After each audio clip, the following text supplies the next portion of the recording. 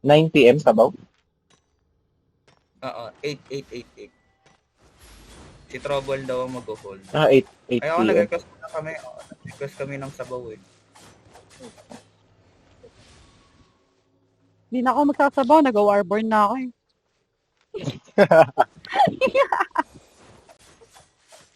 Sabi ko, ina-adjust ko nga tong comp eh. Like, up to 20 kasi DPS.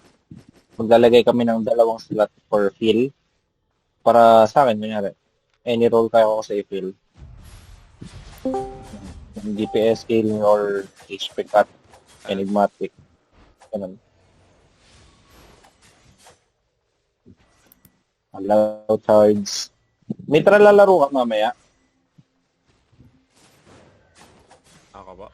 Dito pala si Mitra. Ay, nagano. Anong content?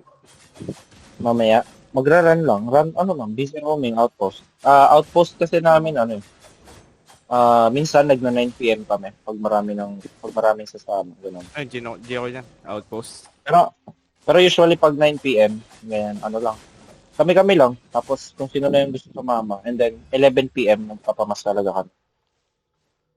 Yung Sige. wala pang nagpiping eh. So, magpiping na lang ako ng 11 p.m. Oo, boss. Kasi magsasabaw pa kami. 11 p.m. na to. Basta ng sabaw. Hindi Sa ako sa paggabi, ano, hindi. PvP. PvP na. Puro PvP kami na tagal na. Ubusan silver. Kaya kahit wala kaming territory, kaya nagka-territory, nakakatawa eh. Kasi Nakakatawa. napansin ko, boss, Max, sikat ka sa mga top guild. Napapansin ko. Hindi sa napapansin kasi na-experience ko. Kasi tinatanong Paano? nila ako kung saan ako. Sabi ko, manifest po ako galing. Ay, wow, sabi ko. Sabi nila, ano yan isa sa mga magagaling na small scaler na na guild dito sa PH, sabi.